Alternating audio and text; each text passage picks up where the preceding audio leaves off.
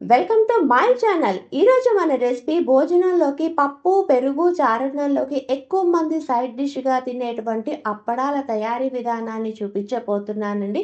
అప్పడాలు అనేసరికి ప్రాసెస్ అన్నది చాలా లెందీగా ఉంటుంది కదా అని తయారు చేసుకోం కదా, అలా కాకుండా చిన్న చిన్న విషయాల మీద జాగ్రత్త వహిస్తూ చాలా సింపుల్ ప్రాసెస్లో ఎలా తయారు చేసుకోవాలో ఈ వీడియోలో మీతో షేర్ చేసుకోబోతున్నాను.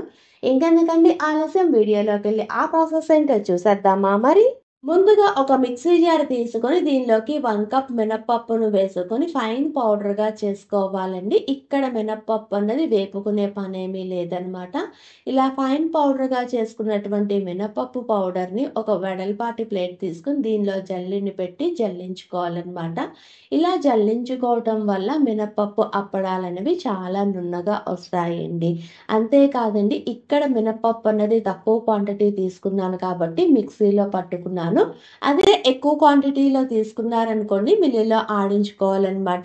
ఇలా జల్లించుకున్నటువంటి పిండిలోని 1/2 టీ స్పూన్ వంట సోడా, 1/2 టీ స్పూన్ ఉప్పును వేసుకుంటున్నానండి. వంట సోడా అన్నది ఎక్కువ వేసుకోకూడదనమాట. ఎక్కువ వేసుకున్నాం అనుకోండి మన అప్పడాలు తయారు చేసుకున్న తర్వాత నూనెలో వేపుకుంటాం కదండి, అప్పుడు నూనె అన్నది పీల్చేస్తుంది అనమాట. అందుకని ఎక్కువగా వంట సోడా వేసుకోకూడదు. ఇలా వేసుకున్న అన్ని ఇంగ్రీడియంట్స్ బాగా కలిసేటట్టు కలుపుకొని మనం ఏ కప్పుతో మినపప్పు తీసుకున్నామో అదే కప్పుతో నేను వాటర్ని తీసుకుని కొంచెం కొంచెం పోసుకుంటూ చాలా మెత్తగా కలుపుకుంటున్నాను అనమాట. నాకైతే మనం తీసుకున్నటువంటి వాటర్ 1/2 కప్ సరిపోయిందండి, ఎక్కువ అవసరం ఉండదన్నమాట. అప్పడాల పిండి అనేది కొంచెం స్టిక్కీగా ఉంది కదా, ఇలా వచ్చిన తర్వాత దీనిలోకి కొంచెం కొంచెం ఆయిల్ అన్నది వేసుకుంటూ చేత్తో బాగా నీట్ చేసుకోవాలన్నమాట. ఎంత బాగా మనం చేత్తో దీన్ని నీట్ చేసుకుంటామో అప్పడాలన్నవి అంత గుల్లగా వస్తాయండి. దీనికి అన్నది ఎక్కువ టైం ఏం పట్టదనమాట.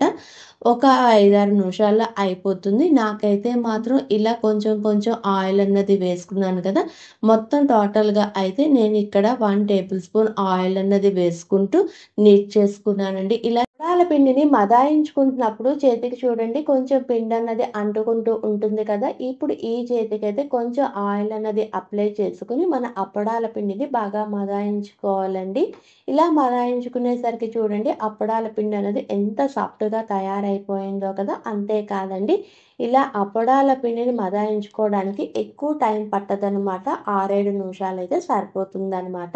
ఇలా రెడీ అయినటువంటి అప్పడాల పిండిని నేనైతే 3 పార్ట్స్గా డివైడ్ చేసుకొని పక్కన పెట్టుకుంటున్నాను. తర్వాత ఒక చపాతీ పీట తీసుకొని దీని మీద కొంచెం బియ్యం పిండి కానీ మైదా పిండి కానీ జల్లుకోవాలన్నమాట. నేనైతే బియ్యం పిండిని వేసుకొని మనం ముందుగా రెడీ చేసుకున్నటువంటి అప్పడాల పిండిలో ఒక ముద్దను పెట్టుకొని రోల్ చేసుకుంటున్నానండి. ఇలా రోల్ చేసుకున్న తర్వాత ఇక్కడ చూపిస్తున్నాను చూడండి, అప్పడం మందం అన్నది ఇలా ఉండాలి. మరీ పలుచగా ఉండకూడదు, అలా అని మరీ మందంగా ఉండకూడదు అనమాట.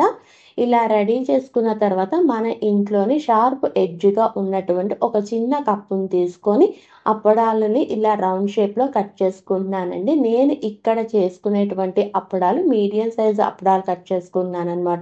మరి పెద్ద పెద్ద అప్పడాలు రెడీ చేసుకోవట్లేదు. ఇలా రెడీ చేసుకున్నటువంటి అప్పడాల్ని ఒక ప్లేట్లోకి తీసుకొని తర్వాత ప్యాన్ కింద ఒక పలచటి క్లాత్ వేసుకొని దాని మీద ఈ అప్పడాలన్నవి ఆరబెట్టుకోవాలన్నమాట.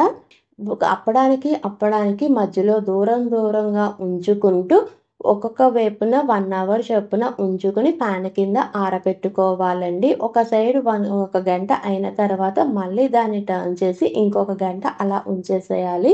ఇలా ఉంచేసరికి చూడండి అప్పడాలన్నవి కొంచెం షేప్ అన్నది చేంజ్ అయింది కదా, అంటే ఇక్కడ అప్పడాలన్నవి పర్ఫెక్ట్గా గాలికి ఆరిపోయాయి అన్నమాట. ఇలా రెడీ అయినటువంటి అప్పడాలన్నీ తీసుకొని ఒక ఎయిర్ బాక్స్లోని పెట్టుకుంటే మీకు ఎప్పుడు కావాలంటే అప్పుడు అప్పడాలన్నవి నూనెలో వేపుకొని ఎంజాయ్ చేయొచ్చు అనమాట. ఇలా రెడీ అయినటువంటి అప్పడాలను వేపి చూపిస్తున్నాను చూడండి.